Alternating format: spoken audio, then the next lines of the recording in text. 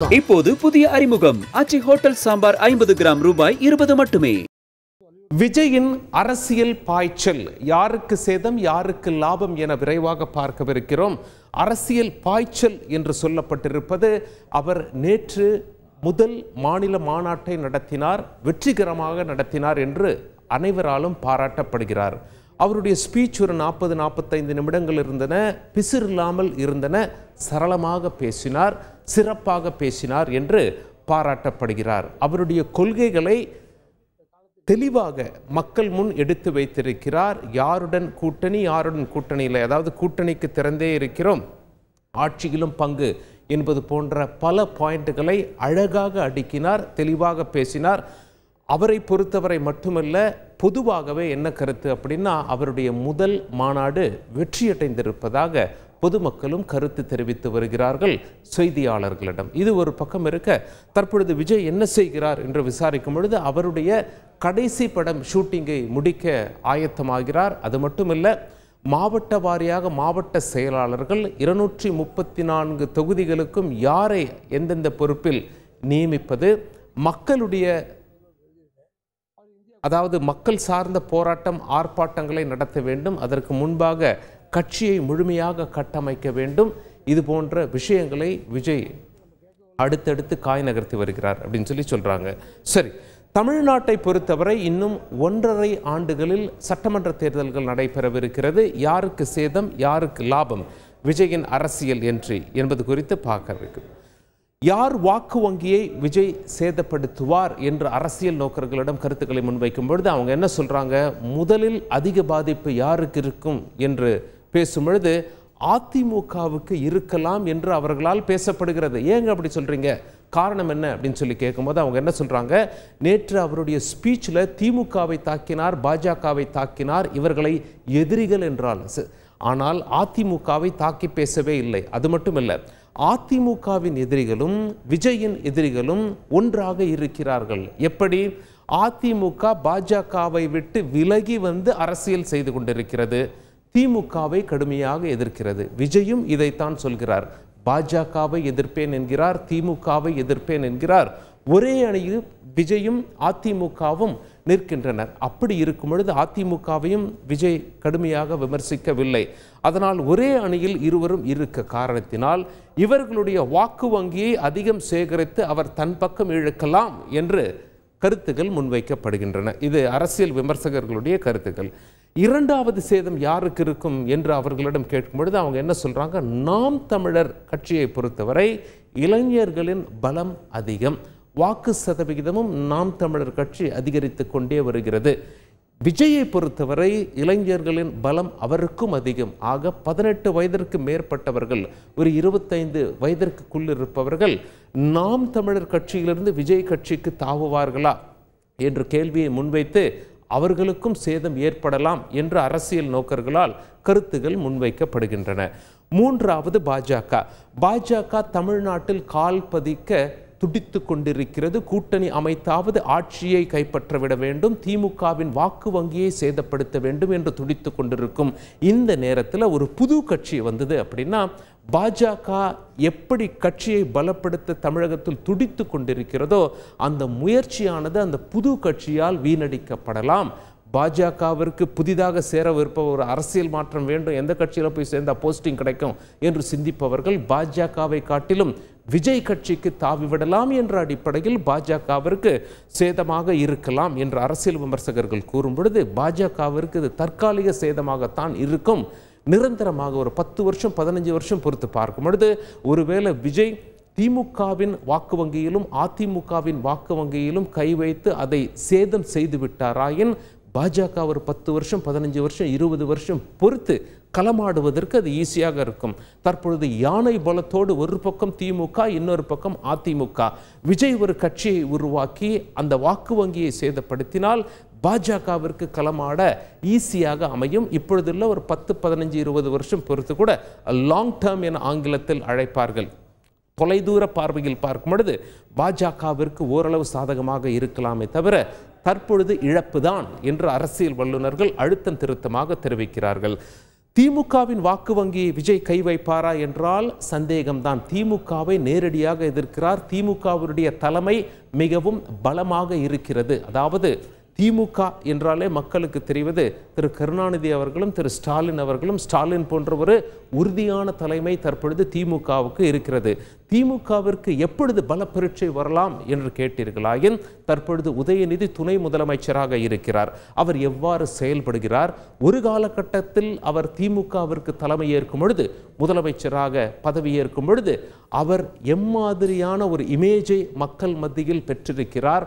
அப்பொழுது விஜயின் இமேஜ் என்ன, விஜயின் வாக்கு வங்கி என்ன, அவருடைய பலம் என்ன, அவருடைய கூட்டணி என்ன என்பதை எல்லாம் பொறுத்து திமுகவிற்கு அப்பொழுது ஒரு மிகப்பெரிய சோதனை வரலாம். இது உதயநிதி எவ்வாறு கையாளவிருக்கிறார் என்பதை பார்க்க வேண்டி இருக்கும் என தெரிவிக்கின்றனர்.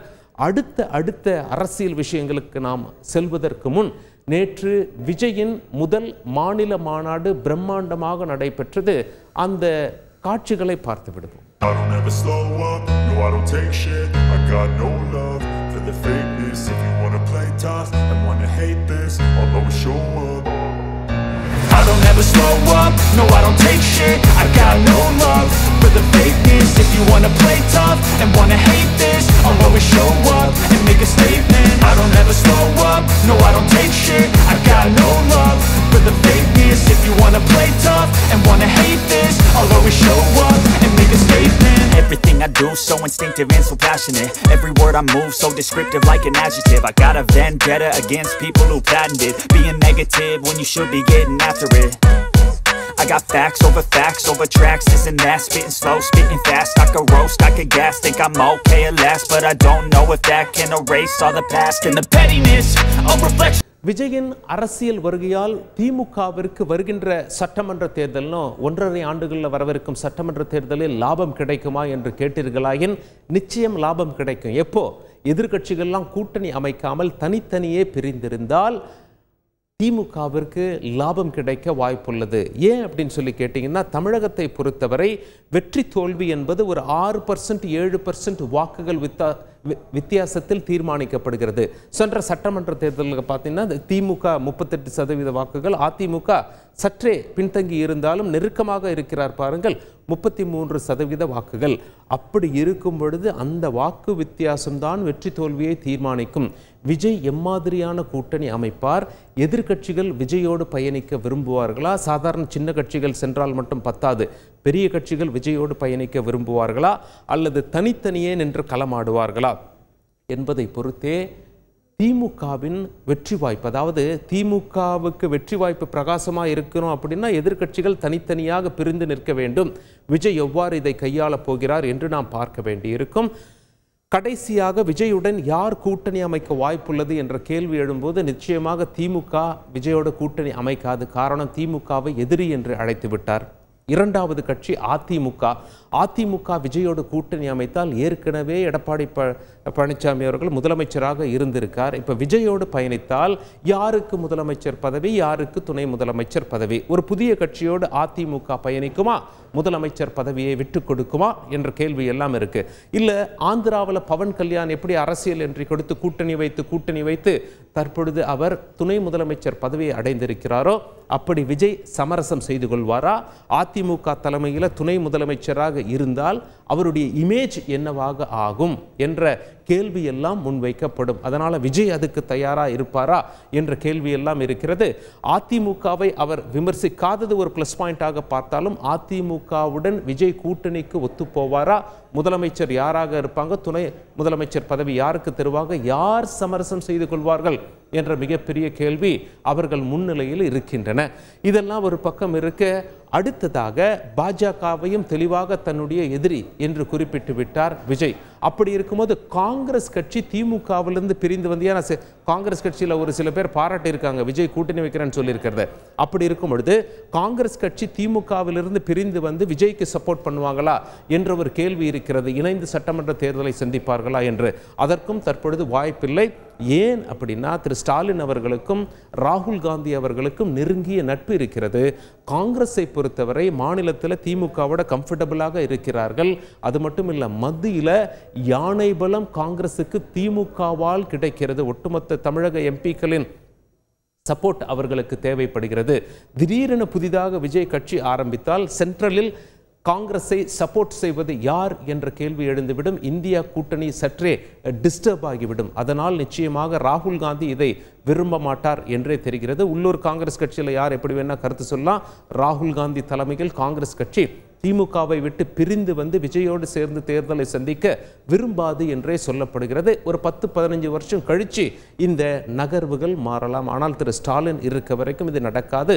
திமுகவின் கூட்டணி பலமாக இருக்கும் என்றே பார்க்கப்படுகின்றது. இன்னொரு பக்கம் விடுதலை சிறுத்தைகள் கட்சிகள் ஏற்கனவே துணை முதலமைச்சர் பதவிக்கு ஆசைப்படுவது போல் பேச்செல்லாம் அடிபட்டது. அப்படி இருக்கவங்க விஜய் அதிகார பகிர்வு தரேன்னு சொல்லி சொல்றாரு. அவரோடு இணைந்து பயணிப்பார்களா என்று கேட்டீர்களாயின் மிகப்பெரிய யானை பலத்தை விடுதலை சிறுத்தைகள் விஜய் கட்சிக்கு சேர்க்க வாய்ப்பு கிடையாது. விஜய் மிகப்பெரிய வெற்றி முகத்தோடு வலம் பெற வேண்டுமாயின் அதிமுக அல்லது திமுக போன்ற மிகப்பெரிய கட்சியோடு கூட்டணி அமைத்தால்தான் பொலிட்டிக்கல் ஈக்குவேஷன்ஸை மாற்றி அமைக்க முடியும், அந்த கெமிஸ்ட்ரியை உண்டாக்க முடியும் என்று அரசியல் வல்லுநர்களால் சொல்லப்படுகின்றது. சீமானையும் விஜய் விமர்சித்தார் என்றே சொல்லப்படுகிறது. எனவே அவரோடு கூட்டணி அமைய வாய்ப்பு கிடையாது. தமிழகத்தின் அரசியல் களம் இப்படி இருக்க என்ன ஆகும் என்ற எதிர்பார்ப்பும் பரபரப்பும் அதிகரித்துள்ளது குறிப்பிடத்தக்கது. இப்போது புதிய அறிமுகம் ஆச்சி ஹோட்டல் சாம்பார் 50 கிராம் ரூபாய் 20 மட்டுமே.